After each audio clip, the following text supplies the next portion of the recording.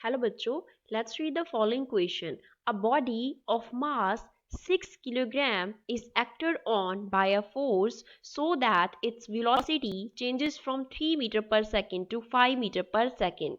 Then change in momentum is 48 Newton second, 24 Newton second, 30 Newton second और 12 Newton second.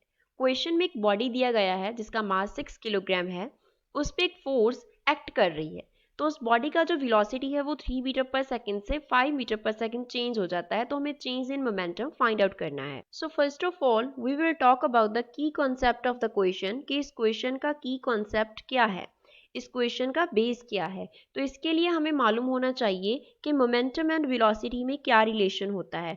तो जो linear momentum है उसको हम p से डिनोट करते हैं एंड वो इक्वल होता है किसके, product of m into v. यहाँ पे जो m है वो रिप्रेजेंट करता है मास को, m represents mass and v represents velocity.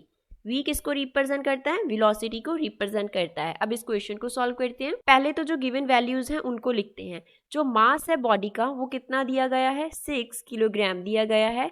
उसका जो इनिशियल वेलोसिटी है that is 3 metre per second. उसका जो फाइनल वेलोसिटी है that is 5 metre per second. अब पहले इनिशियल मोमेंटम कितना था वो फाइंड आउट करेंगे. वो कितना होगा, mass into initial velocity. Mass है 6 kilogram, initial velocity is 3 metre per second. तो इनिशियल जो मोमेंटम है that is 18 kilogram metre per second और we can write 18 newton second. अब क्या करना है, फाइनल मोमेंटम फाइंड आउट करना है. इसी तरीके से फाइनल मोमेंटम फाइंड आउट हो जाएगा.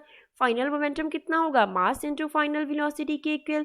मास कितना है 6 किलोग्राम, फाइनल वेलोसिटी कितनी है 5 मीटर पर सेकेंड. तो ये कितना हो गया 30 किलोग्राम मीटर पर सेकेंड और we can write 30 newton second. Consider to question number 1 and now consider to question number 2. तो चेंज इन मोमेंटम क्या होगा कि पहले कितना था अब कितना हो गया, डिफरेंस कितना आ गया मोमेंटम में, that will give us change in momentum. Post change in momentum को हम डेल्टा पी से डिनोट करते हैं.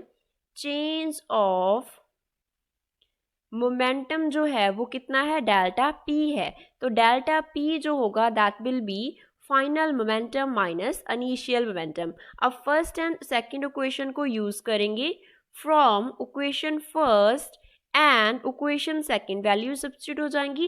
डेल्टा पी फाइनल मोमेंटम कितना था 30 newton second, initial is 18 newton second. So change in momentum will be 12 newton second. तो momentum का change कितना आया, 12 न्यूटन सेकेंड आया. So the final answer to this question will be, the final answer is 12 newton second. Given option देखते हैं. So last option will be correct option. I hope you understood 12. Thanks.